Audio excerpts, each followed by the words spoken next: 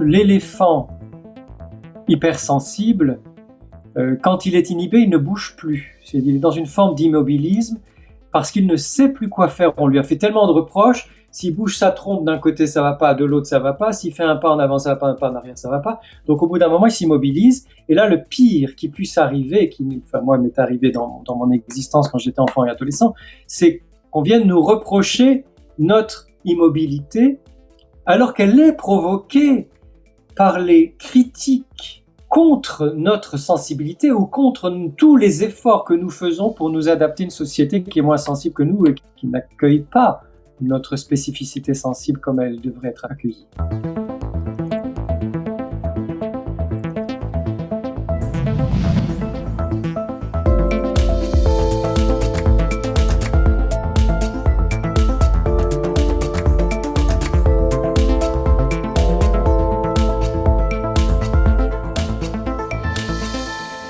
Salut les curieuses, salut les curieux, bref, salut à toi qui regarde cette vidéo. Merci de suivre cette chaîne. Si tu n'as pas déjà suivi notre premier échange autour du thème de la haute sensibilité, je t'invite à cliquer ici pour le découvrir. Cela permettra sans doute de mieux suivre le rendez-vous qui commence maintenant. Car aujourd'hui, nous avons du pain sur la planche, mais notre chance, c'est qu'il s'agit d'un bon pain de campagne bien doré, encore entouré d'une légère fumée chaude. Enfin, c'est ma vision des choses.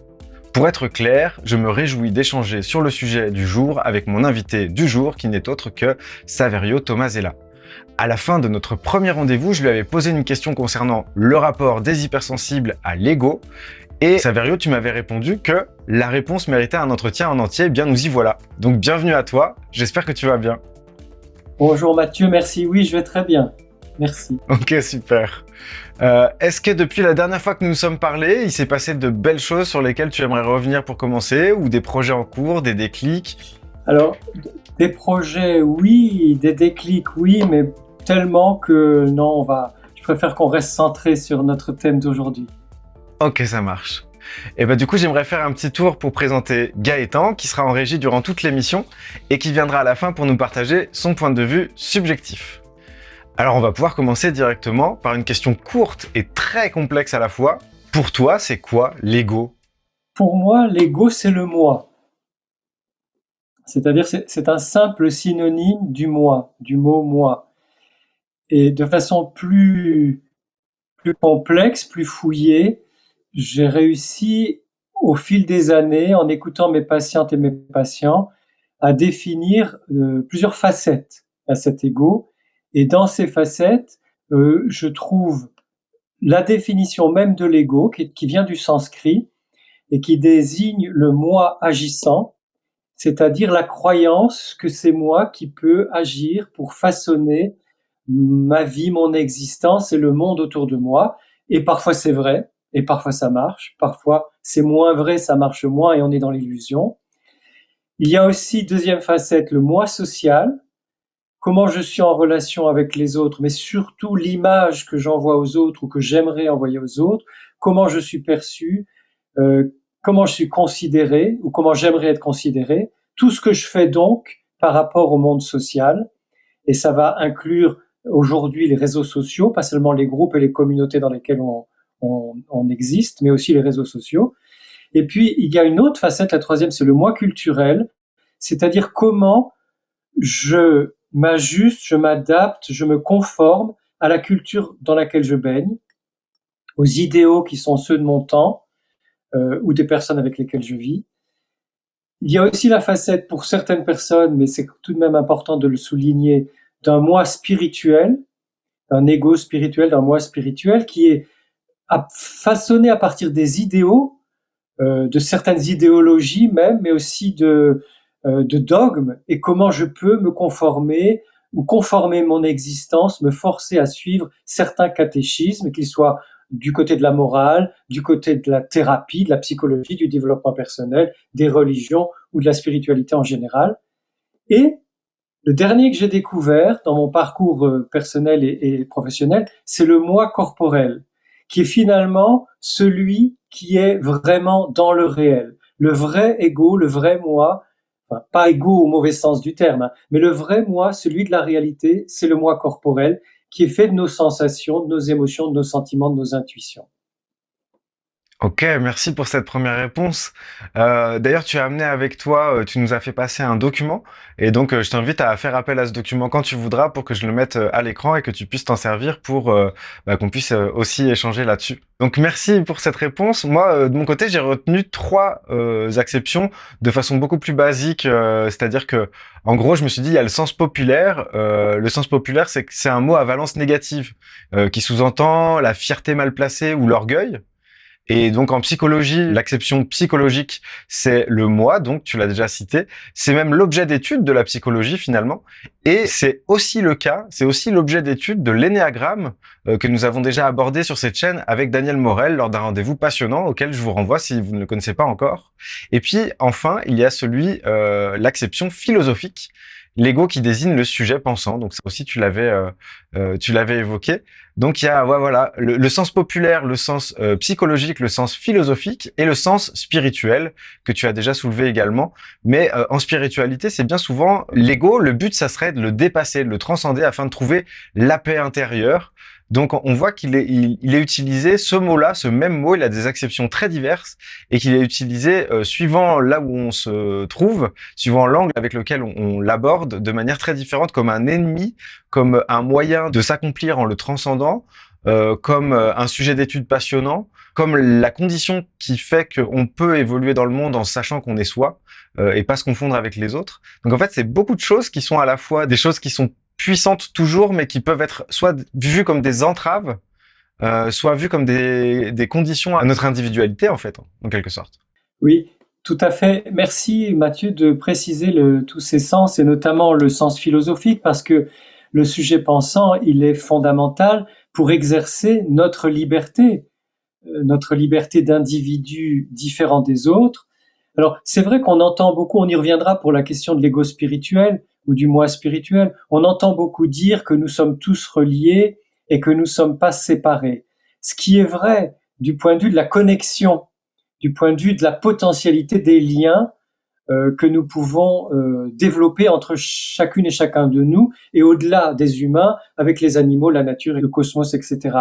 Néanmoins, cette conception-là ne doit pas faire oublier l'ego, l'individualité, l'individuation, cet ego du sujet pensant et cet ego aussi de la connaissance de soi qui permet de s'accomplir et d'évoluer.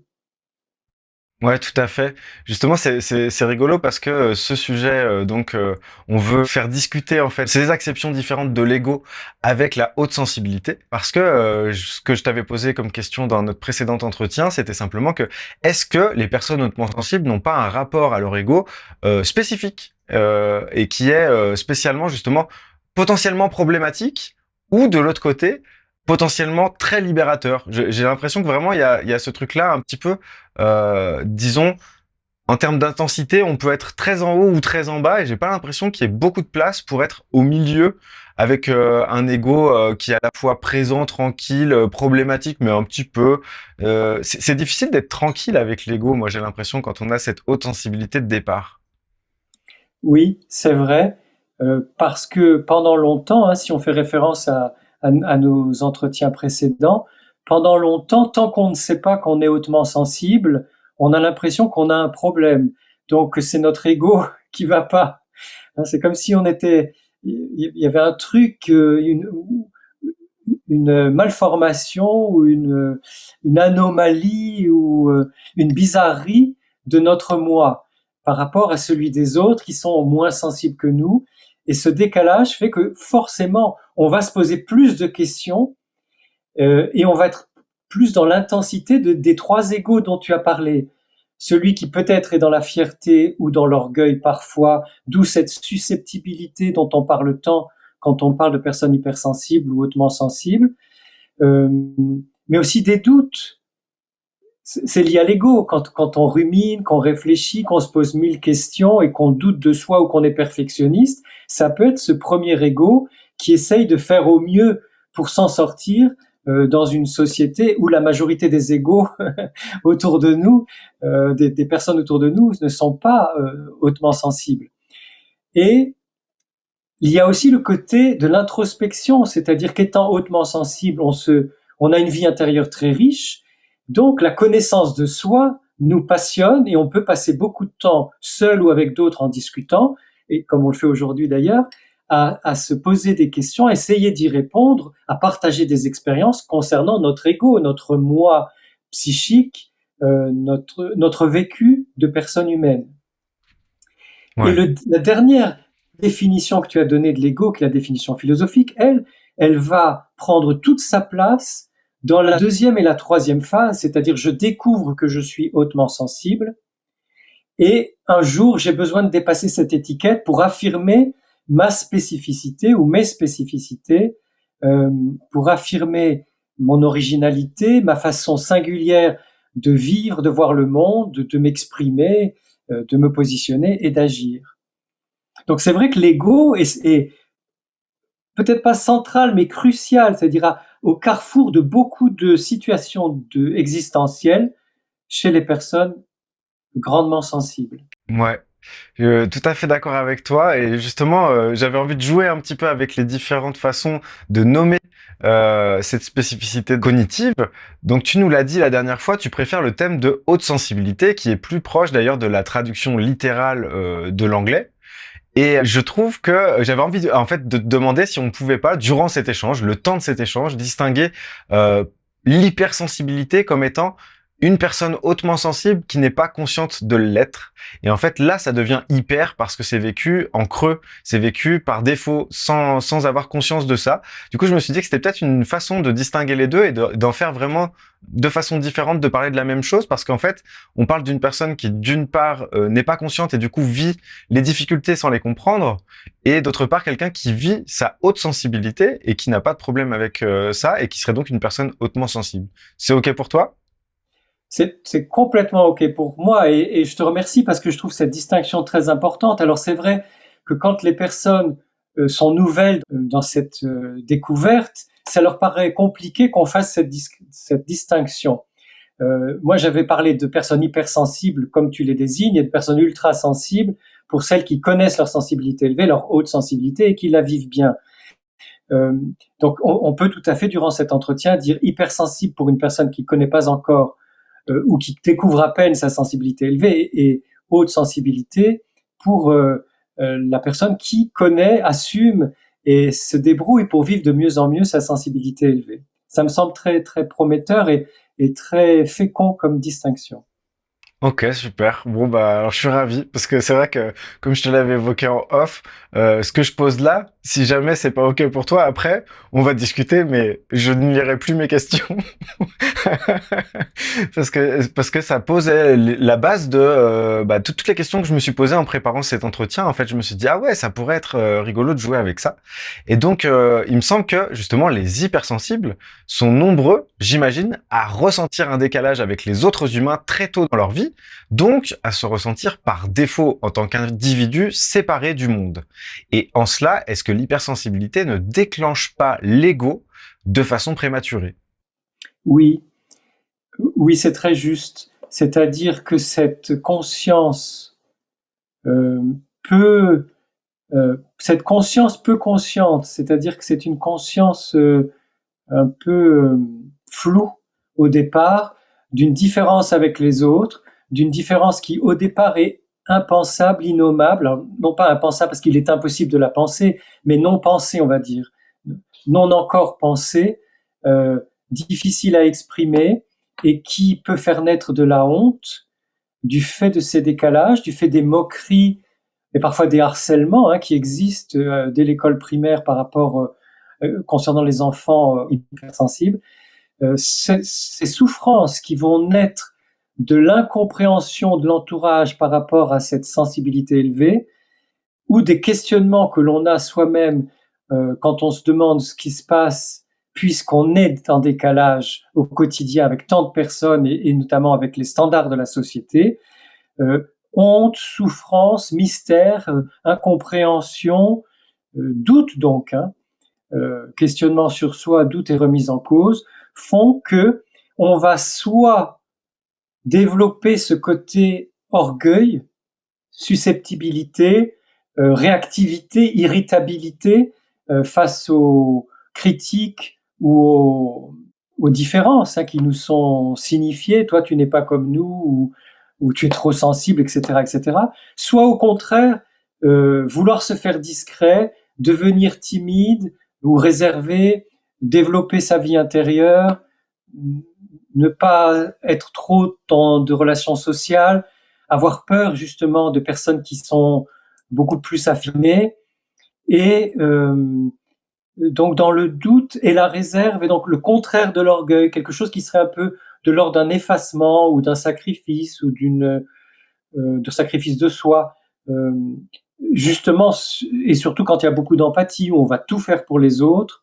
euh, donc le contraire de l'orgueil et de l'arrogance, où là au contraire on va se mettre au service des autres, parce qu'au moins notre écoute, notre empathie, notre générosité vont nous permettre de nous en sortir d'une autre façon dans la relation avec les autres. Donc forcément, ça met en chantier tout ce qui concerne le moi dans ces trois définitions, un peu l'ego réactif ou réactionnel du langage populaire, l'ego qui je suis, de la connaissance de soi, et petit à petit, en mûrissant, on commence à s'affirmer quand on est enfant des 7, 8, 9 ans, puis après l'adolescence et encore plus à l'âge adulte, de voici ce que je vis, voici ce que je suis, voici ce que je pense, et qui est difficile à affirmer pour nous, enfin au début en tout cas, difficile à affirmer pour nous qui sommes très sensibles.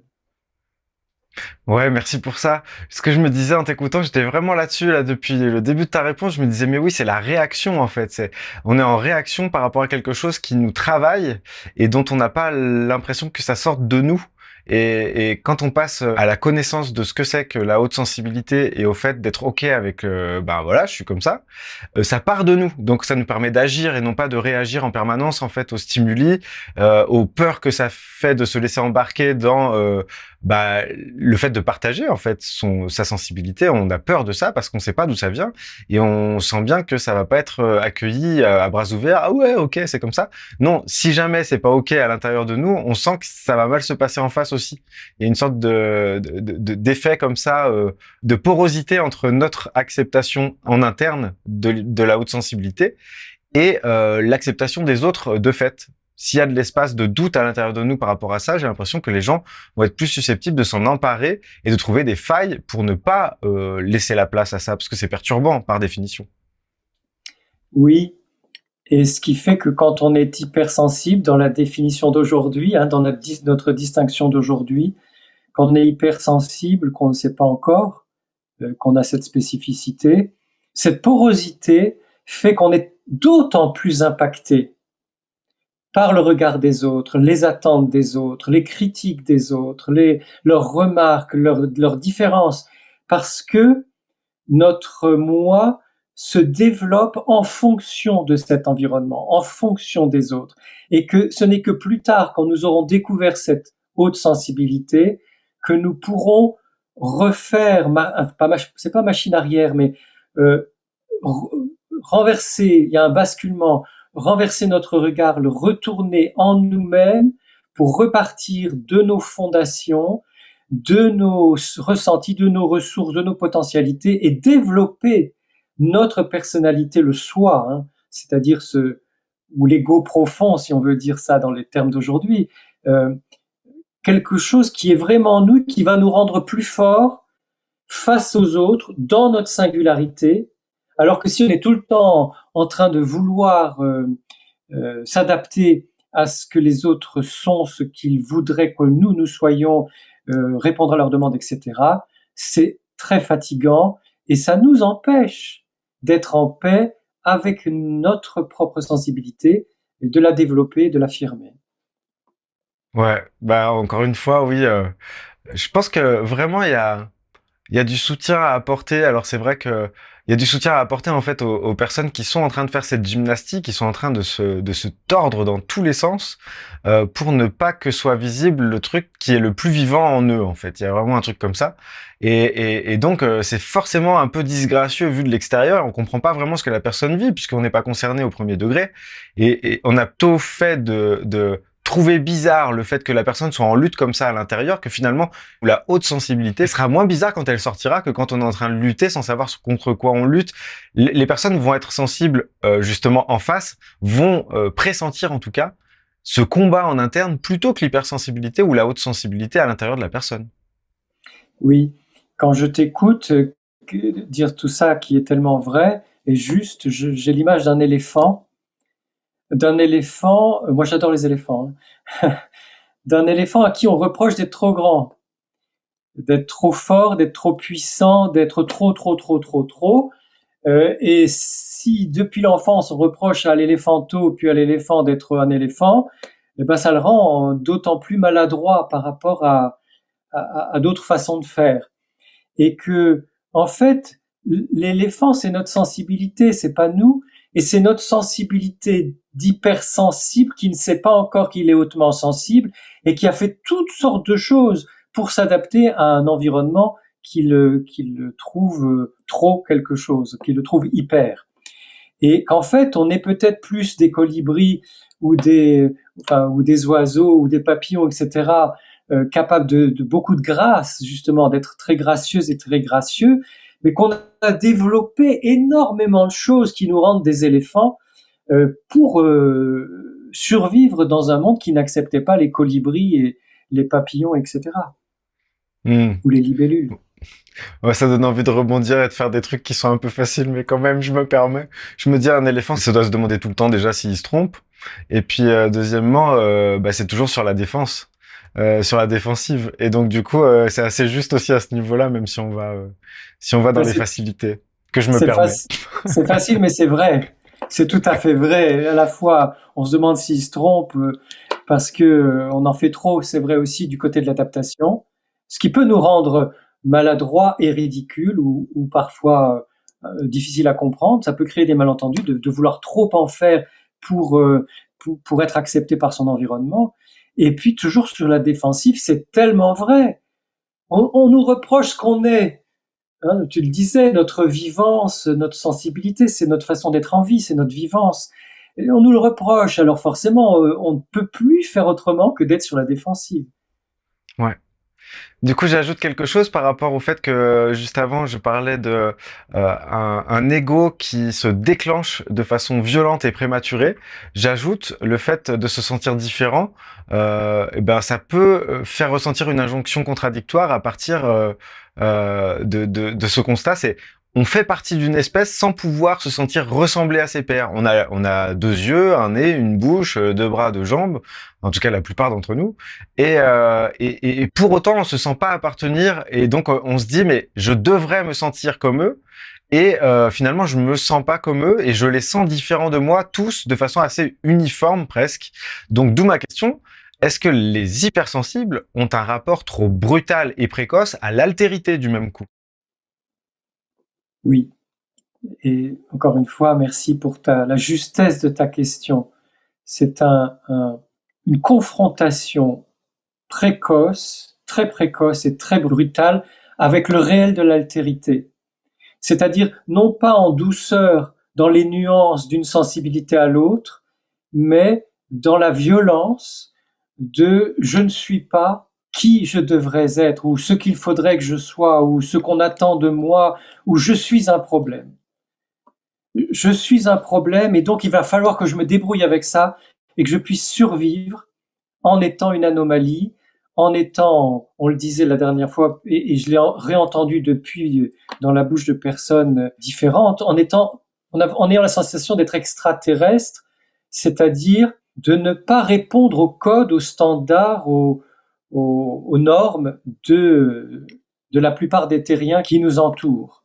Et que ça, c'est tellement précoce, brutal, violent, que ça nous rend, j'en suis convaincu, et c'est pas du tout de la flatterie, de la démagogie, ça nous rend plus intelligents, plus tôt, dans l'intelligence de la relation. Alors ça peut être de l'intelligence mathématique ou scientifique ou même l'intelligence du corps, hein, parce que l'intelligence, ça peut être aussi l'athlétisme, enfin tout ce qui nous rend plus athlétique, agile dans notre corps, mais surtout ça nous force à développer de façon euh, nécessaire pour survivre avec les autres terriens, ça nous oblige à développer l'intelligence de la relation, des situations et l'intelligence émotionnelle. J'en profite pour souligner quelque chose de difficile, c'est que cette violence précoce de la brutalité de la confrontation avec le réel de l'altérité, surtout des autres moins sensibles, c'est ça aussi qui peut créer plus d'anxiété, plus de déprime, voire plus de tendances suicidaires à l'adolescence chez les jeunes hypersensibles. Donc chez les jeunes hypersensibles qui ne savent pas encore qu'ils sont hautement sensibles, que 30%, 20 à 30% de la population l'est, et que c'est très bien comme ça. Oui, c'est important de préciser ça. Alors là, j'ai une très longue question. Attention, t'es prêt? On pourrait penser que prendre conscience de son individualité très tôt pourrait être un avantage. Mais je me demande si être exposé trop tôt à sa singularité et à l'incompréhension du fonctionnement des autres ne peut pas être vécu comme une sorte de traumatisme. Bien entendu, la haute sensibilité n'est pas un traumatisme en soi. Mais je fais l'hypothèse qu'être hautement sensible sans le savoir, spécialement aujourd'hui, peut potentiellement provoquer des traumatismes tôt dans l'enfance. Étant confronté seul de façon brutale et sans doute un peu trop tôt à son ego, les hypersensibles peuvent sans doute être dans une sorte de confusion entre subir la conscience de leur solitude individuelle et connaître la solitude. Mais également une confusion entre l'autre est différent et peut constituer une menace et connaître l'altérité. Qu'est-ce que tu penses de cette question un petit peu longue? Je suis d'accord, et ça demande quelques précisions. Déjà, le traumatisme, c'est un événement ou une série d'événements qui nous dépassent par leur intensité. Récemment, à Paris, je participais à une journée sur les émotions et une de mes consoeurs disait le traumatisme, c'est quand il y a confrontation avec la mort. C'est la définition la plus radicale du traumatisme, mais ça n'est pas la seule. Dès que nous sommes débordés, dépassés par l'intensité d'une situation, d'un événement, par un choc, par un imprévu, par un accident, mais aussi par un questionnement existentiel trop intense, trop précoce, trop brutal, comme tu le disais tout à l'heure, va avoir le même impact qu'un traumatisme et constituer au fil du temps un vrai traumatisme qu'il sera nécessaire de soigner en thérapie ou par une démarche de croissance personnelle. Donc c'est très important de se rendre compte que la sensibilité élevée en tant que telle n'est pas un traumatisme, c'est simplement une sensibilité plus élevée que la moyenne, mais la façon dont nous, enfants et adolescents et parfois adultes, vivons cette sensibilité élevée dans un environnement non seulement moins sensible, mais réfractaire à la sensibilité, imperméable à la sensibilité, si ce n'est hostile à la sensibilité, crée chez les enfants et les adolescents hautement sensibles, qui sont hypersensibles tant qu'ils ne le savent pas, un traumatisme, une souffrance, une perte de confiance en soi, et pour continuer à répondre à ta question, qui va rendre difficile l'expression de sa singularité, parce que soit j'ai l'audace de le faire, mais je sais que je vais me faire rabrouer ou que je ne vais pas être compris et que donc je vais être isolé de mes groupes de référence.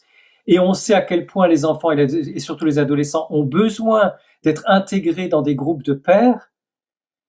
Et donc vivre cet isolement alors qu'on est encore en formation de son moi, le moi psychologique, c'est encore un traumatisme qui peut donner lieu à un sentiment d'abandon, qui peut donner lieu justement à cette impression que l'autre est menaçant ou que l'autre est potentiellement dangereux puisqu'il il me rejette des communautés humaines.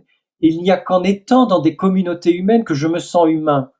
Ce qui vient renforcer le fait que je me sens extraterrien, autre que terrien. Je vais le dire autrement, pour souligner cette bizarrerie, ce décalage. Et donc c'est un traumatisme qui va nous suivre jusqu'au jour où on découvre qu'on est hautement sensible. L'hypersensible est un traumatisé de sa sensibilité rejetée, de son isolement du fait de sa spécificité. jusqu'au jour où il découvre qu'il est hautement sensible et Ouais, qu'il l'accepte. tout à fait. Bah, c'est précieux là ce qu'on est en train d'échanger, je crois, pour les gens qui vont nous écouter. Et je voulais rajouter quelque chose. Je me dis, bah, je te rejoins tout à fait dans cet éclairage du fait que un traumatisme n'est pas forcément euh, la peur de la mort à proprement parler, mais en fait presque une sensation de mourir par intensité émotionnelle trop forte. On n'est pas câblé comme un courju dans un tableau électrique. En fait, en gros, il y a trop de courant qui arrive d'un coup et ça donne l'impression quand même de pas pouvoir canaliser le truc et donc du coup de mourir symboliquement en tout cas. Et c'est ce que moi j'appellerais justement une définition pour moi du traumatisme, c'est ça. Donc je sais pas après à quel point c'est exact ou pas. Et je pensais à un autre truc, c'est qu'on n'a pas éclairé la façon entre guillemets normale de penser le développement de l'enfant, à savoir euh, il y a une progressivité dans le fait de se découvrir individu dans le développement de l'enfant. Et j'ai l'impression que justement, si on suivait ces étapes-là pour un enfant normal, il se rend compte assez doucement, même si évidemment il y a tout un tas de choses qui font que chaque vie étant spécifique, c'est pas toujours aussi doux que ce que je suis en train de dire, mais il y a une progressivité dans le fait de se découvrir en tant qu'individu qui est, je crois, brisée par le fait qu'à un moment donné, c'est comme si on était dans le naturel de qui on est, on pose un truc et à ce moment-là, on comprend que c'est pas acceptable, que c'est pas accueilli et que ça nous fait monter une émotion tellement forte que là, ça déclenche bah, cet ego, ça déclenche cette altérité sans qu'on comprenne ce qui vient de se passer de façon potentiellement traumatique, donc comme je disais juste avant, mais donc parce que ça s'est pas installé en douceur en fait à cet endroit-là. Oh que oui. Et justement, j'ai des collègues thérapeutes qui disent que l'ego, finalement, c'est le moi blessé. Ce qui est aussi une définition très intéressante, parce que là, comme tu présentes les choses, c'est cette blessure de ma singularité subjective d'humain terrien sensible, plus sensible que les autres, c'est cette blessure qui va m'obliger à développer, construire même parfois, un ego plus barricadé, plus dur, ou plus fuyant, plus caméléon, ça dépend des personnes. Et parfois, on développe aussi toutes ces défenses à la fois. On est plus dur dans certaines circonstances, plus barricadé dans d'autres, plus blindé encore dans d'autres circonstances. Mais on peut être caméléon ou fuyant ou sur la réserve. On se met soi-même sur la touche à force d'avoir été isolé. Donc notre ego est kaléidoscopique. C'est ça aussi qui est difficile pour les personnes hypersensibles. C'est que en fonction de ces émotions dont tu parles, et merci de dire que quand les émotions sont trop fortes, quand la souffrance est trop forte, bien sûr qu'on le vit comme une mort, ou bien sûr qu'on le vit comme un mourir imminent, et que ça, c'est proprement traumatique. Et merci, c'est la première fois que je peux en parler comme ça en public via l'enregistrement.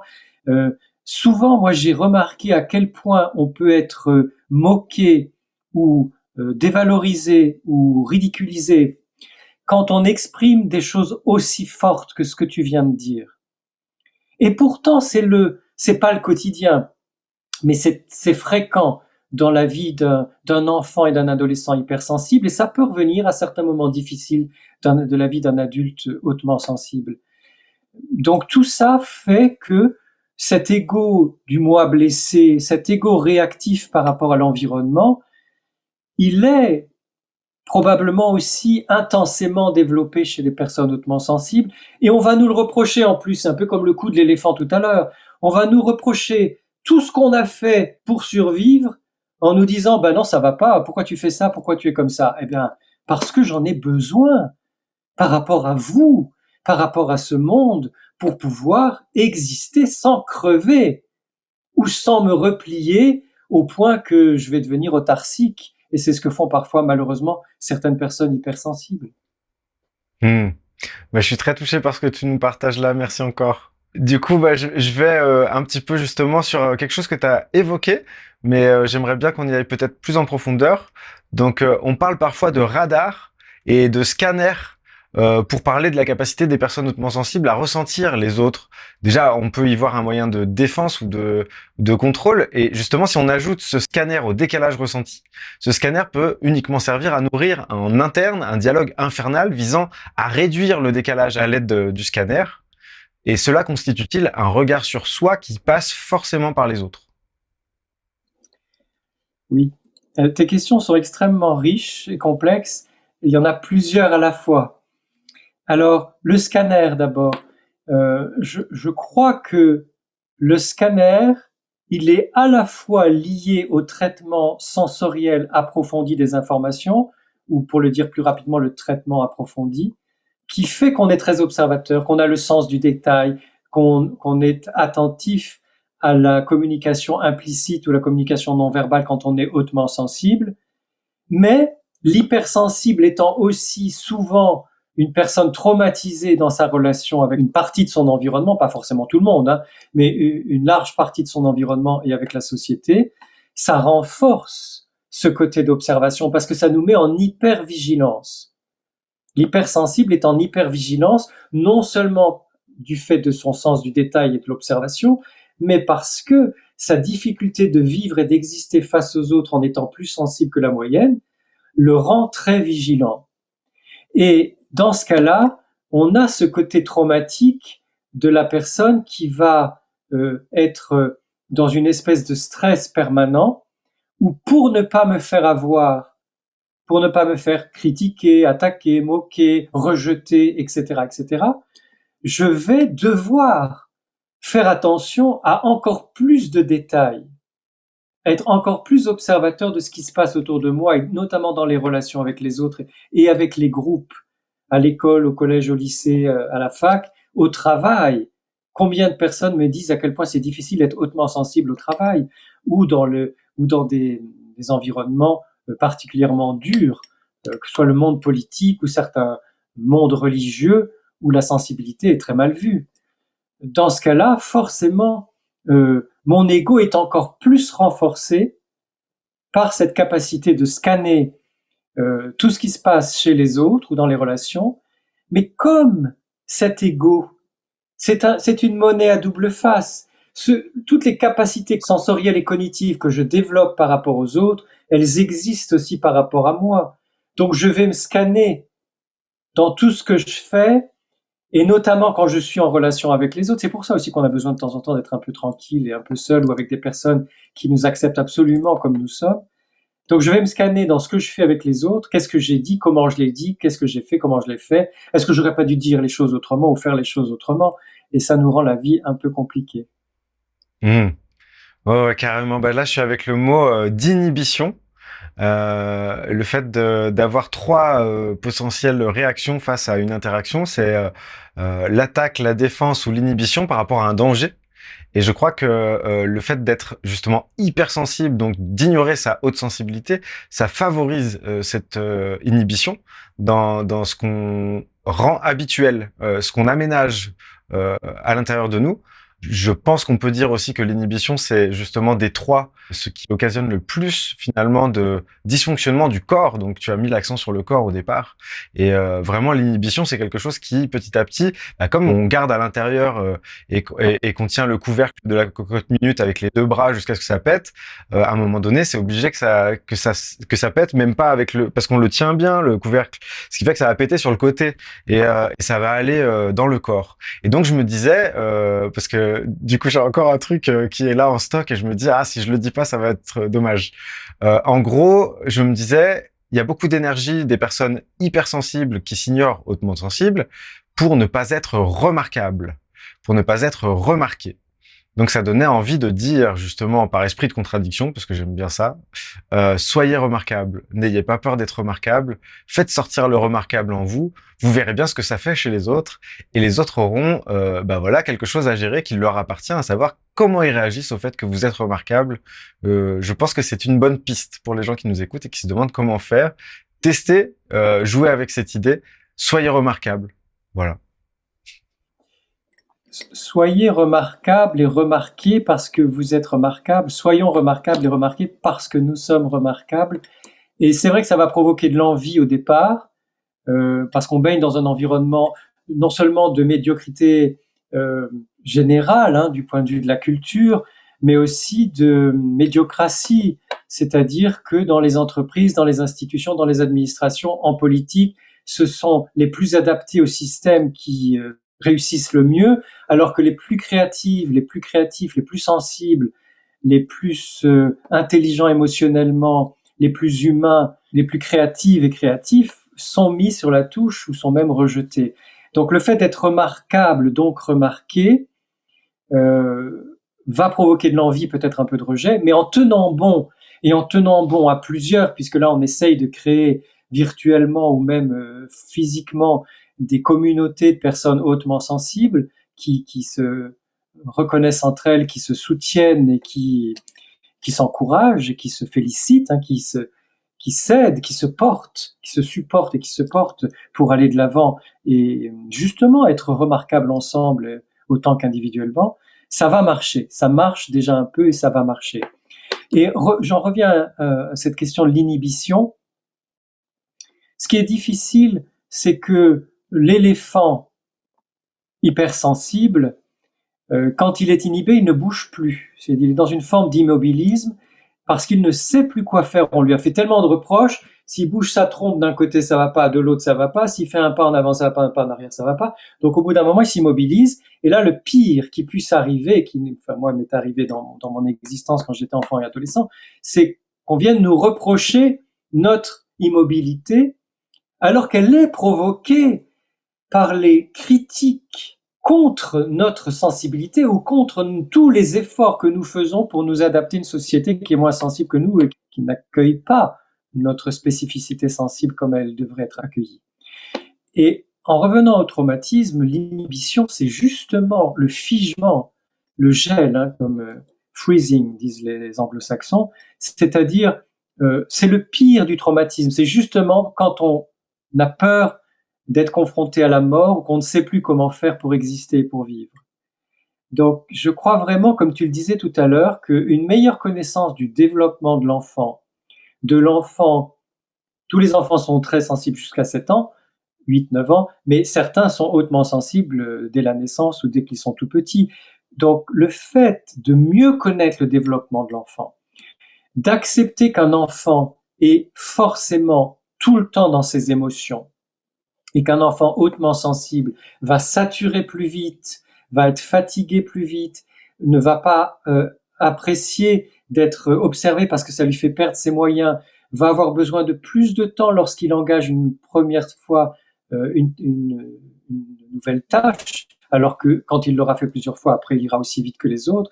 Cette connaissance à la fois du système nerveux et du cerveau des enfants en général, qui sont tous très sensibles, et en particulier des enfants hautement sensibles, leur permettrait de développer en douceur, comme tu le dis, de développer en douceur la constitution de leur moi social, de leur moi interne, de leur moi psychique et de leur moi philosophique, c'est-à-dire qui je suis et qu'est-ce que je pense et comment j'exprime. On a reçu Hélène Vecchiali il y a quelques jours et on a évoqué avec elle la surmentalisation comme un antidépresseur. Le surinvestissement mental, renforcer ses aptitudes à anticiper, se protéger, cacher sa vulnérabilité. Donc, comment tu vois justement ce principe de la surmentalisation comme un antidépresseur? Eh bien, merci Hélène Vecchiali. Je suis d'accord avec ça. Je le dis depuis longtemps, donc je suis content qu'on soit plusieurs à l'affirmer. Mon hypothèse, c'est que la plupart des surdoués sont des personnes hautement sensibles, ou en tout cas des personnes atypiques, qui ont développé une surmentalisation très très précoce pour pouvoir s'en sortir dans un univers qui ne les accueillait pas suffisamment, à la fois comme petits humains, petits terriens, petits humains, mais aussi dans leur spécificité, dans leurs atypies, et qui, pour ne pas sombrer dans la dépression, ont surinvesti le mental, parce que c'est une façon, et là on est vraiment dans les premières définitions de l'ego qu'on a données, c'est vraiment une façon de contrôler, de maîtriser ce qui nous arrive. Parce que si à l'extérieur de moi, je ne peux rien faire, et que je me sens impuissant, surtout quand je suis tout petit, à l'intérieur de moi, j'ai cette capacité à manipuler la réalité pour la maîtriser, pour pouvoir contrôler ce qui m'arrive. Et au moins là, je suis maître à bord. Tout à fait d'accord avec ça, c'était intéressant et du coup bah moi je dis que c'est Hélène Vécali parce que j'ai lu son livre et que j'avais jamais entendu cette formulation aussi claire sur le sujet. Par contre, j'affirme pas ici que c'était elle qui était détentrice, tu vois, de la formule, mais j'avais trouvé ça très intéressant cet éclairage-là. Oui, oui, non, mais la façon dont elle le formule est très intéressante et Mm. très précise. Ce qui me met en joie, c'est la confirmation quand comme ça il y a des collègues qui confirment des hypothèses sur lesquelles je cherche depuis des années. Ben, ça me met toujours en joie, quoi, ça me fait plaisir. Ouais, je comprends.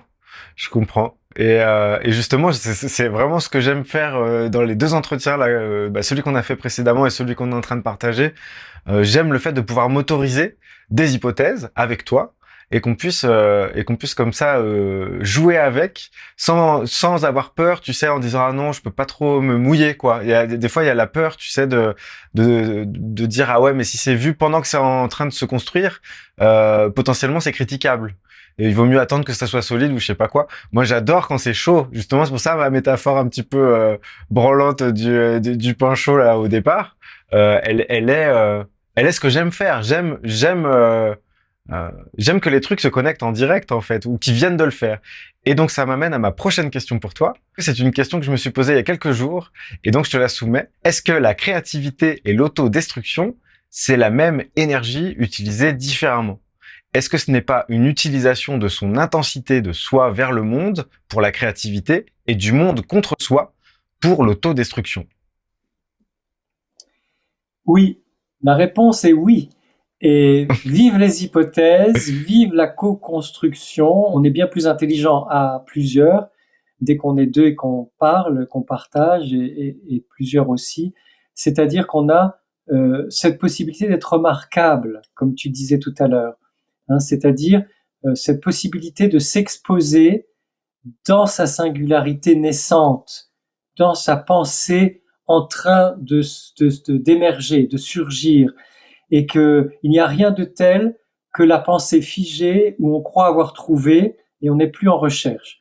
Donc moi, je préfère de loin qu'il y ait beaucoup d'hypothèses et que dans ces hypothèses, il y en ait une qui soit une piste plus intéressante à creuser plus tard et que des années après, on se rende compte que finalement, c'était une bonne hypothèse ou même une hypothèse qu'on a émise aujourd'hui et qui aura été oubliée et qu'on retrouvera dans quelques mois ou quelques années, que de ne dire que des choses qui seraient à peu près sûres, parce que déjà on ne ferait que se répéter. Et ensuite, l'avantage des hypothèses, c'est que ça stimule la créativité et la pensée des autres. Alors justement, pour la créativité et la destructivité, oui, ce sont les deux faces d'une même médaille, ou en tout cas d'une même énergie, qu'on pourrait dire pulsion de vie, pulsion de mort, même si on emploie beaucoup moins ces termes-là aujourd'hui. C'est-à-dire que cette force de vie qui me permet de créer du nouveau, parce que la vie se renouvelle sans cesse, hein. Nos cellules se renouvellent chaque jour, certaines d'entre elles chaque jour, d'autres à un rythme un peu plus long, mais au bout de quelques mois, pour la majorité des cellules, tout est renouvelé. Et je crois que le plus long cycle, c'est 3 ans, c'est-à-dire, et je crois que ça concerne les cheveux. Donc, tout est renouvelé sans cesse par la vie. Participer à la vie, c'est la création.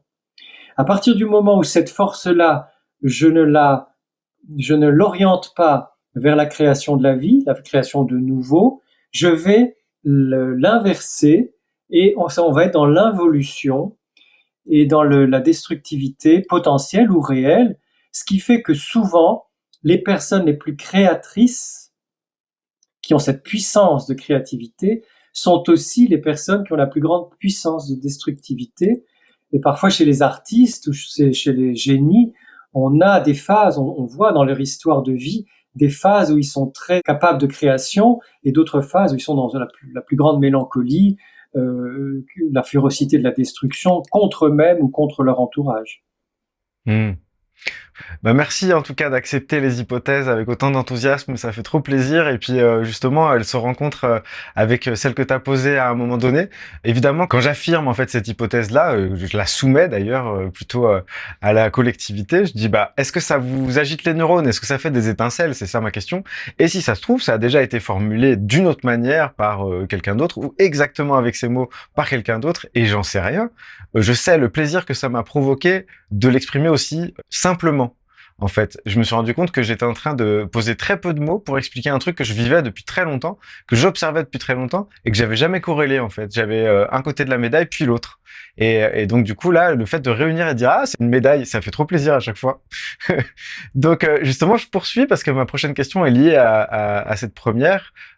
J'en ai discuté avec Gaëtan qui va bientôt venir pour faire sa séquence du point de vue subjectif de Gaëtan. Et donc j'en ai parlé avec Gaëtan et il m'a fait justement remarquer que la créativité, ce serait avoir un pied dans le présent et un autre dans le futur. Et en ce qui concerne l'autodestruction, ce serait plutôt d'avoir un pied dans le présent et un autre dans le passé. Et j'ai trouvé ça très juste également. Qu'est-ce que t'en penses? C'est très intéressant et c'est très porteur parce que ça nous libère d'une injonction un peu pâle et restreinte du développement personnel New Age de vivre tout le temps, tout dans l'instant présent.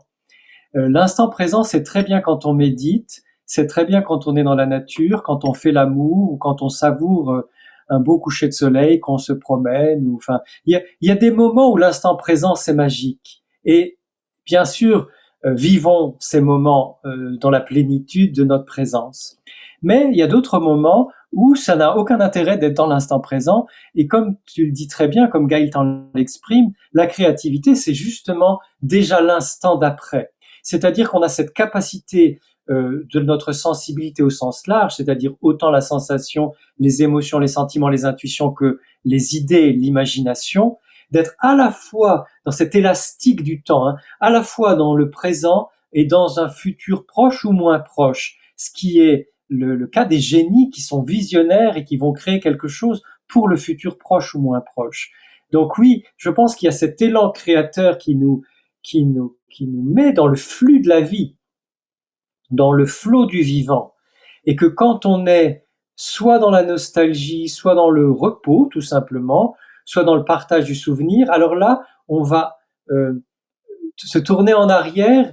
Et c'est pas encore de la destructivité, ça peut être tout simplement des bons moments. On aime raconter des souvenirs ou l'histoire d'une famille, l'histoire d'une ville ou d'une entreprise même.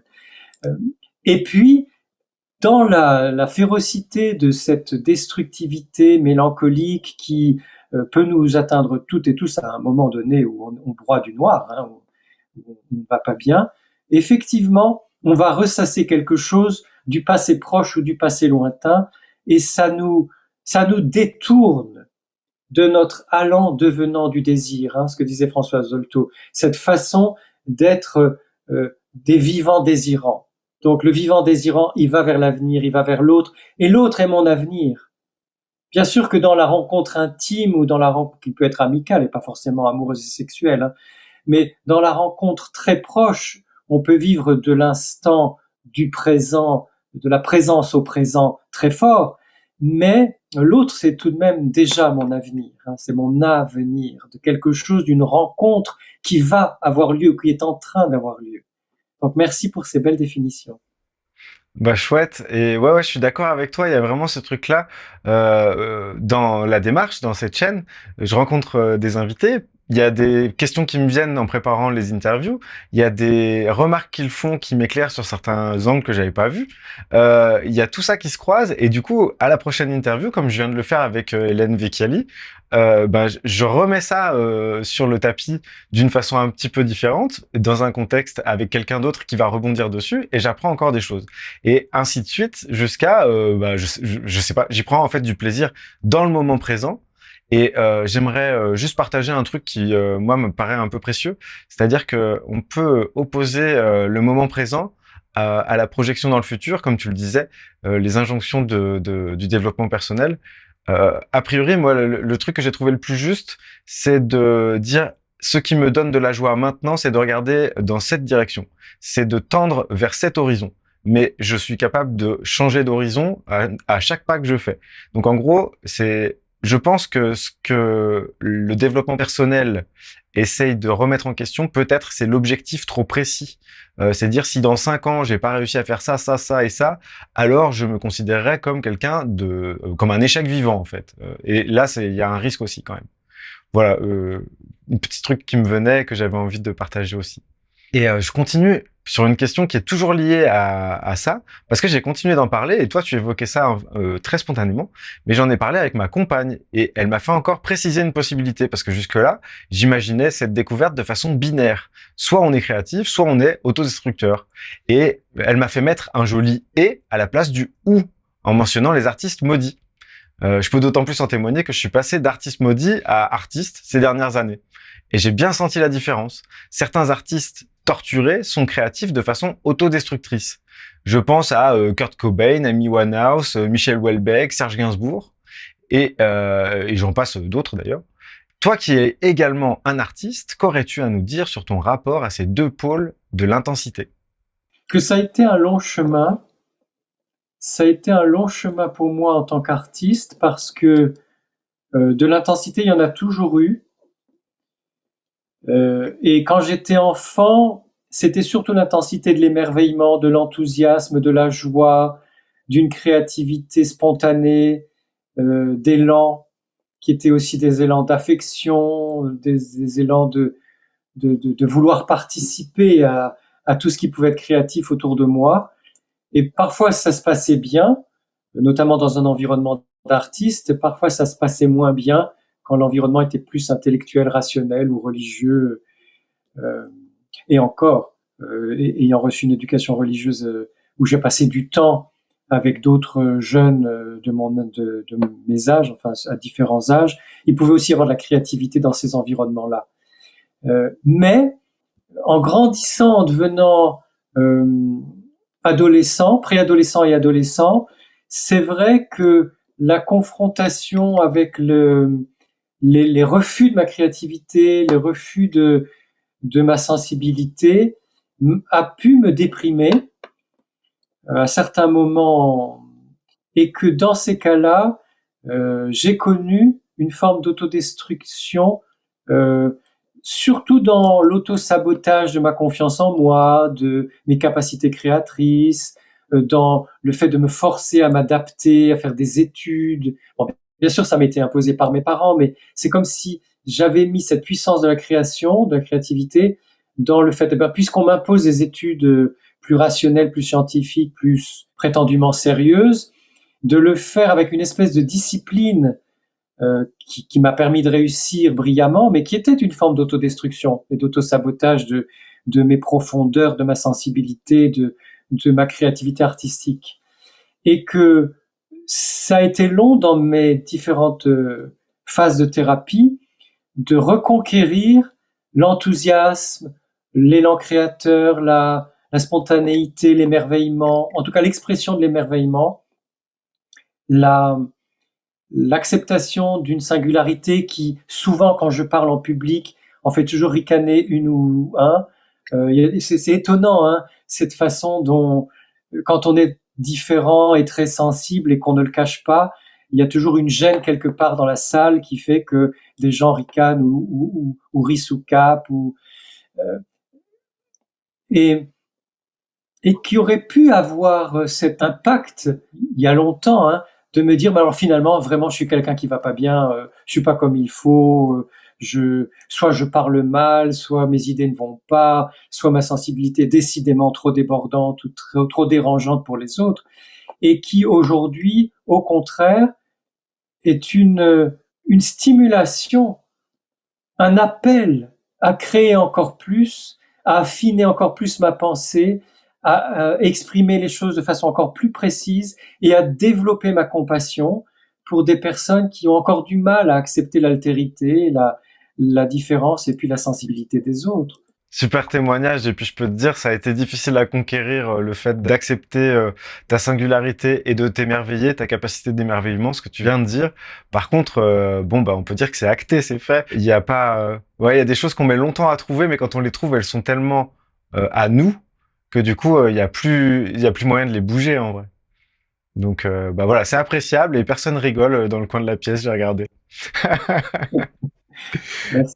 Euh, Par rapport à ce que je te disais juste avant, je repense à une phrase que j'ai entendue récemment et tu m'excuseras, je sais plus trop de qui il s'agit, qui a dit ça, mais il y a une personne qui a dit, bah moi quand j'étais très jeune, je voulais interviewer des gens et donc j'ai pris un micro et j'avais réussi à tendre mon micro à Gainsbourg. Donc, il interviewe Gainsbourg et à la fin, Gainsbourg, il lui dit, viens là, gamin, si j'ai un conseil à te donner, ne te laisse jamais enfermer dans un personnage. Et j'avais trouvé ça très fort comme conseil de la part d'un monstre sacré de cette envergure. Et d'ailleurs, dans l'expression monstre sacré, on a la destruction et la création dans un bel oxymore, je trouve. Voilà, c'était... Oui, et c'est très beau et très juste, et merci pour cette mise en garde, cette proposition de faire attention à ne pas se laisser enfermer dans un personnage, parce que là, vraiment, on peut trouver chez les artistes et chez tous les créateurs et les créatrices le bon côté de la déconstruction, c'est-à-dire on va construire quelque chose et le déconstruire. Et on sait maintenant en psychologie que l'identification fonctionne comme ça. On s'identifie à une personne, à un idéal, à une langue, à toutes sortes de choses, peut-être même à la sensibilité élevée, souvent appelée hypersensibilité. On va s'identifier à ça, puis un jour, on a besoin de déconstruire ce à quoi on s'est identifié pour justement y mettre plus de singularité, plus de spécificité, de subjectivité. Et là, ça me semble être ce jeu de l'entropie qui crée et décrée. La vie crée des cellules et en détruit en même temps. C'est-à-dire que c'est important pour être puissante et puissant dans notre créativité et dans l'affirmation de notre singularité, c'est important d'accepter de créer, décréer, construire, déconstruire, que ce n'est pas du mauvais. Il ne s'agit pas de diaboliser la déconstruction ou la décréation ou même la destruction, parce que c'est comme ça qu'on va pouvoir recréer quelque chose. C'est un processus en fait. C'est un Ouais. processus vivant. C'est bien de le préciser. Et puis du coup, je pensais dans cette image d'artiste torturé, je me dis que à un moment donné, il y a des personnes qui sont justement hautement sensibles, mais qui ignorent cette haute sensibilité dans ce qu'elle peut leur amener de d'apaisant, de structurant, de réaxant, et qui vont être reconnus par le groupe avant d'avoir accédé à ça. Et du coup, ça les fige dans un rôle de personne qui doit souffrir en public, et donc ils deviennent reconnus pour leur souffrance et c'est d'autant plus difficile d'en sortir puisque si jamais ils renoncent à cette souffrance, en fait, ils renoncent au succès, ils renoncent à la reconnaissance qu'ils ont réussi à obtenir avec cette souffrance. Tout à fait, c'est tout à fait vrai. Donc ils sont enfermés dans le rôle social qu'ils ont et pas simplement le personnage, la façon dans laquelle on les considère, mais aussi le rôle qu'ils ont dans le groupe ou dans la société. Mais il y a aussi un autre aspect des phénomènes de groupe qui existent aussi au niveau de la société, qui est que certaines personnes, les Cassandres, qui osent dire ce qui ne va pas, qui osent exprimer les souffrances, les leurs ou les souffrances du monde, ont finalement un effet cathartique pour l'ensemble de la communauté, pour l'ensemble du groupe, et que finalement, c'est comme une espèce de décharge, de démission. On se défausse en tant que groupe, en tant qu'individu participant à un groupe, pour que quelques-uns d'entre nous expriment la souffrance de l'ensemble, ou les souffrances de l'ensemble. Ouais, tout à fait. Oui, oui, je me revois écouter Radiohead en pleurant dans ma chambre, c'est ok. Ça me revient.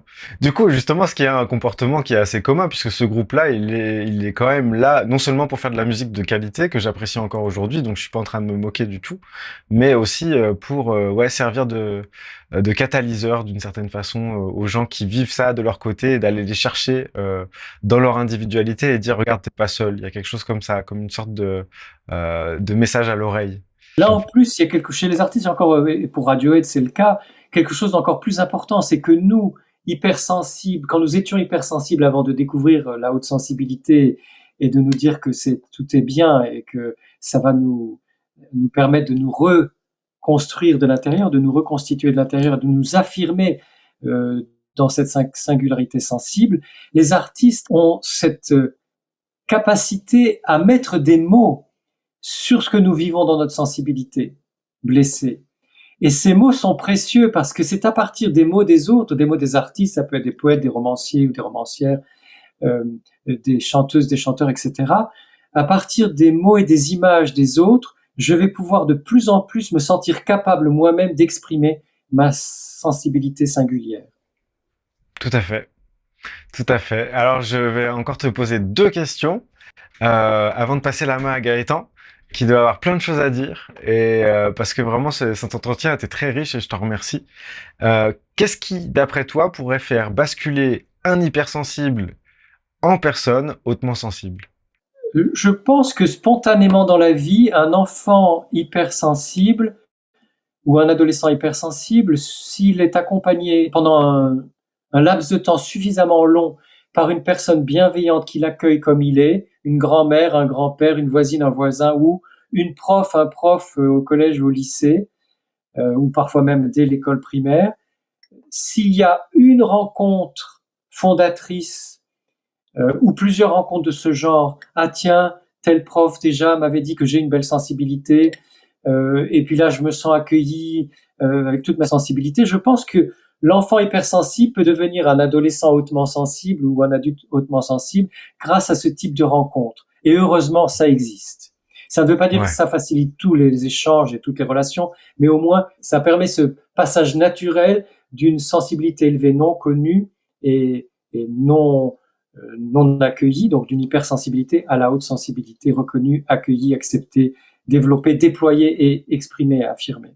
Pour tous les autres, ça va être ce qu'on fait, les podcasts, les vidéos, les articles, les livres et des thérapies qui bien menées vont permettre justement d'accueillir sa sensibilité comme elle est et de l'exprimer, de l'affirmer. ouais. Et en tant qu'accompagnant, c'est très beau justement de voir des gens qui s'autorisent ça. Moi, je suis touché en ce moment par pas mal de gens qui viennent me voir et qui ont dans leur bagage ce sac-là d'ouverture de ah ouais, ok, c'est ça. Et bah à chaque fois, c'est assez merveilleux quand même.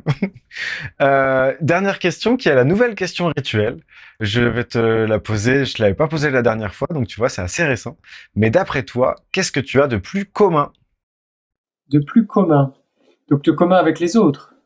Oui, qu'est-ce que tu as de plus banal dans ce que tu connais de toi? Qu'est-ce qui serait justement à contrario de cette spécificité, de cet extraterrestre humain, le côté vraiment humain, quelque chose que tu fais qui te fait ressembler à beaucoup d'autres gens? Alors, je dirais mon impulsivité, qui est moins forte en vieillissant, d'une part grâce à l'âge, parce le corps se calme un peu, mais aussi surtout grâce aux thérapies. Mon impulsivité qui me rendait un peu beauf, quoi, un peu capable de réagir bêtement, euh, trop rapidement et sans prendre la mesure des conséquences de ce que je faisais, de ce que je disais, conséquences pour moi, mais aussi pour les autres, de l'impact que ça pouvait avoir sur les autres. Euh, Mon côté râleur, qui là encore est moins fort, mais voilà, que je partage avec beaucoup de personnes, de râler parfois pour des broutilles ou euh, voilà. Et puis, je dirais quelque chose d'une arrogance d'une culture. Alors peut-être qu'il y a d'autres cultures qui sont très différentes, mais d'une arrogance d'une culture où on sait des choses et on est un peu confortable et trop sûr de soi dans cette arrogance de je sais. Voilà, donc je pense que ça c'est assez banal, assez commun et c'est sans critique vis-à-vis des autres et beaucoup d'indulgence parce que j'ai du mal à m'en défaire, donc je sais bien que ça doit être difficile pour les autres aussi de s'en défaire. Ouais, tout à fait. Justement, c'est ça, c'est de s'accueillir dans dans ce commun aussi, ce banal qui paraît dur quand on a épousé un peu trop fortement, quand on s'est identifié uniquement à sa spécificité. C'est pour ça, cette question, je l'aime bien et je vais la garder. J'aimerais souligner, Saverio, que c'est pas souvent que les gens qui amènent quelque chose arrivent à renoncer à ce quelque chose et on n'a pas utilisé ton document. Très Donc, bien, très bien. je le mets là comme ça en plein écran de manière à ce que les gens puissent quand même faire un arrêt sur image s'ils ont envie Voilà, et le consulter. Mais en tout cas, voilà, je laisse en plein écran. D'ailleurs, il a été relooké par Gaëtan lui-même. super. Euh, Donc voilà. Mais vraiment, je remarque ça. Merci d'avoir t'as amené quelque chose et finalement on s'est laissé un petit peu emmener par ce qu'on échangeait et je trouve ça très fort. Il y a plein de gens qui auraient été tout le long sur et mon document et j'ai pas senti ça du tout. Non, parce Donc que je te remercie aussi pour ça. j'adore nos échanges et je souhaite qu'il y en ait d'autres, vraiment, sincèrement, parce que je trouve que il y a une puissance de co-création assez rare. Donc moi, j'aime beaucoup discuter avec toi. Et puis, je pense que j'avais préparé cet entretien en me disant, non, là, la spontanéité sera pas suffisante, j'ai besoin de quelque chose de solide. Et toi aussi, tu l'as préparé. Et finalement, ce qu'on a préparé nous a aidé à avoir un échange passionnant. Donc c'est ça qui compte. Tout à fait. Donc merci pour ça. Ainsi s'achève notre entretien à tous les deux, mais il se poursuit avec Gaëtan et j'ai hâte de découvrir ce que vous allez échanger suite à ce qu'on s'est échangé nous maintenant. Donc place à Gaëtan. Merci.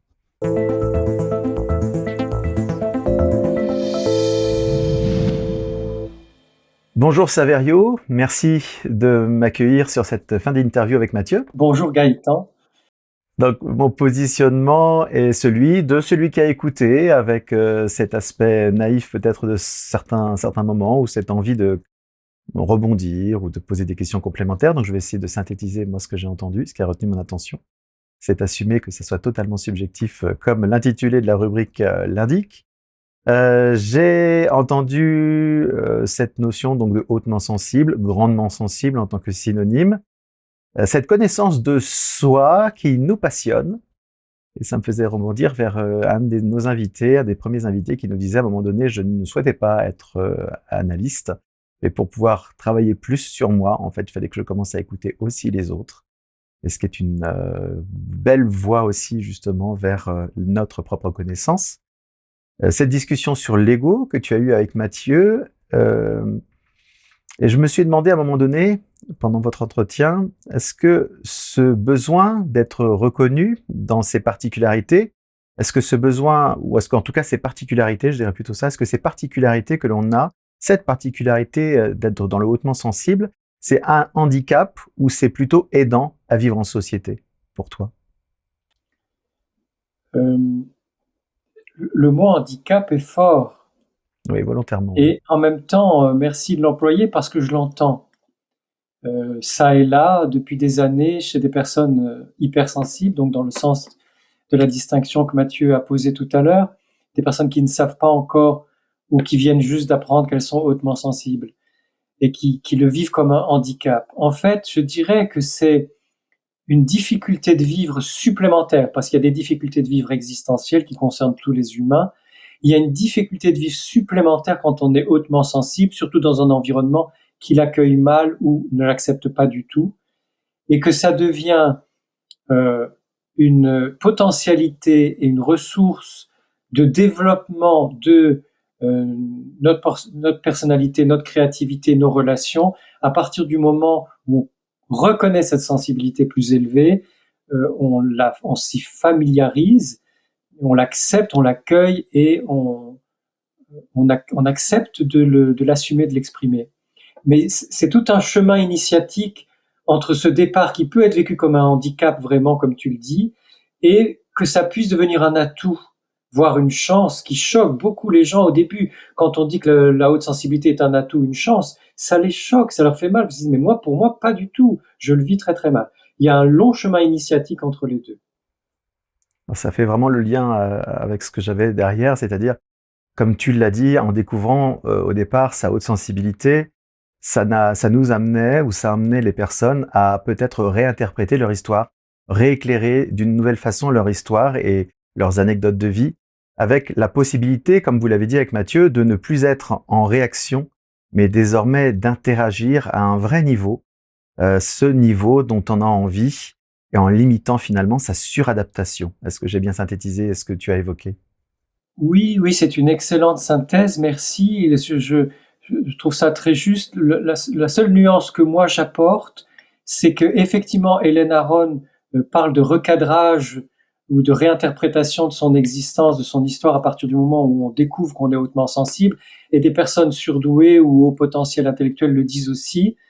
Moi, je ne l'ai pas vécu comme ça, et mes patientes et mes patients non plus, peut-être parce que j'ai une démarche un peu différente, qui est dans la transformation et l'accueil progressif de soi, où on n'a pas forcément besoin intellectuellement, mentalement, de faire une relecture de son histoire. Il y a comme des transformations et des changements, un repositionnement, un réaménagement psychique et relationnel qui se fait de lui-même de toute façon quand on accueille sa sensibilité élevée, ou sa sensibilité tout court. D'accord. Alors j'avais parfois utilisé la métaphore de l'albatros par rapport au fait de se sentir décalé, un peu pato sur le pont d'un bateau. Je crois qu'il y a un poète qui avait dû travailler autour de cette image-là. Et toi, tu as évoqué l'éléphant. Et finalement, j'ai une préférence quand même pour l'éléphant parce que, comme tu l'as dit, à un moment donné, on fait un pas en avant, ça va pas, ça bing bing, je m'imagine dans le magasin de verrerie. Hein. Tu fais un pas en arrière, ça va pas, tu as une critique. Tu fais un pas à gauche, tu fais un pas à droite. Parce que oui, il y a moyen que tu prennes de la place et que quoi que tu fasses, eh ben, tu vas déranger, tu vas gêner ou tu vas être perturbant. Et ce qui fait qu'il n'y a aucun mouvement, grosso modo, qui te soit autorisé, à part celui éventuellement de ne pas faire de bruit et comme tu le disais aussi, bah, du coup, de s'étouffer quelque part, de se limiter. Et cet ego comme un moi blessé avec ce rapport à la survie qui amène justement à être cet éléphant en hypervigilance en tant que position d'observateur, histoire de ne pas être rejeté dans son rapport avec le groupe. Là encore, si tu veux Oui, préciser quelque chose, tu le peux, vas-y. oui, c'est Charles Baudelaire qui a écrit un très très beau poème qui s'appelle Albatros, où il parle de son ultrasensibilité. Charles Baudelaire qui est un grand ultrasensible, et qui a un des premiers dans la langue française utilisé les termes ultrasensible, ultrasensibilité, justement pour parler de cette haute sensibilité encombrante de l'albatros ou de l'éléphant. Merci de m'avoir redonné la source initiale. Cet immobilisme de l'éléphant, si on garde la métaphore, et l'immobilisme qui peut être comme une sidération, Mathieu avait évoqué le fait classiquement de je me bats, je suis sidéré ou bien je m'enfuis. Et donc l'immobilisme qui est voilà, une des façons de faire face à toutes les stratégies d'acceptation de reconnaissance qui viendraient à échouer. Et donc finalement on se fait juger et on se fait critiquer, ce qui fait que voilà, sidéré, on ne bouge pas, on n'ose plus bouger, voire même on se remet en grotte, je dirais ça comme ça. Et vous avez évoqué aussi la surmentalisation qui peut être éventuellement comme un antidépresseur. C'est ce que vous avez vu ensemble. Il y a un mot que j'apprécie particulièrement pour l'utiliser moi aussi, c'est le mot de co-création. Et je l'ai entendu dans ta bouche tout à l'heure, ça m'a fait vraiment plaisir, avec ces hypothèses de la stimulation de la créativité. Et tu as évoqué aussi l'impermanence de la vie, même si la vie on a l'impression, on aurait la futilité de vouloir essayer de la contrôler pour se sécuriser un peu plus, pour pouvoir bouger en sécurité en tant qu'éléphant. Comme tu le disais, la vie se renouvelle tout le temps. Et l'idée, c'est plutôt de tourner notre énergie, l'énergie vers la créativité pour ne pas la retourner vers nous et vers notre destruction. J'ai trouvé ça aussi très précieux. Alors évidemment, quand on est en plein dans ce phénomène de destruction, je pense que c'est pas facile mais quand on est un petit peu à l'extérieur, c'est plus facile de voir ce mouvement se faire chez nous aussi. Et ce rapport à l'instant présent, et je me suis dit, pendant que vous évoquiez l'instant présent, c'était la notion de la création nous amène du présent et au futur, et que la destruction nous amène du présent vers plutôt la nostalgie et le passé. Et je me disais que finalement, je suis peut-être dans l'instant présent quand l'intensité de cet instant présent, de ce qui se passe, tu as évoqué un coucher de soleil, ça peut être un moment de bonheur, un moment de joie, un moment de rigolade, quand l'intensité est tellement forte en fait qu'elle vient me subjuguer tellement que je vais désactiver par saturation le sens du futur et le sens du passé. Je sais pas si ça te parle, ça.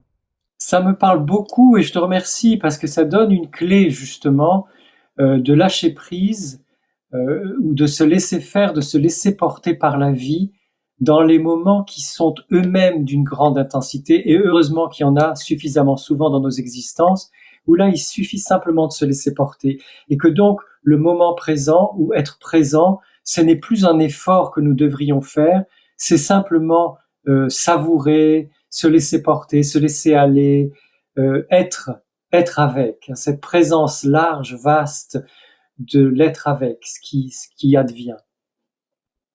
Très chouette parce que tu me fais là encore une belle transition dans le être avec, puisque moi je voulais conclure sur une tournure de phrase que tu as eue, l'autre est mon avenir.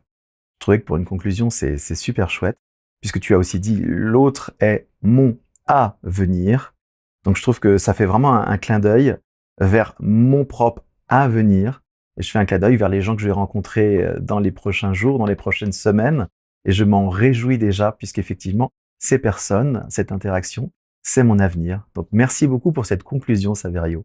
Je trouve ça très, Merci. très intéressant. Merci à toi, merci à vous deux. À bientôt. À bientôt. En tout cas, merci beaucoup Saverio pour ta confiance, merci pour cet échange sincère, riche, humain, plein de créativité. Les liens pour accéder à tes livres et ton travail sont disponibles sous cette vidéo.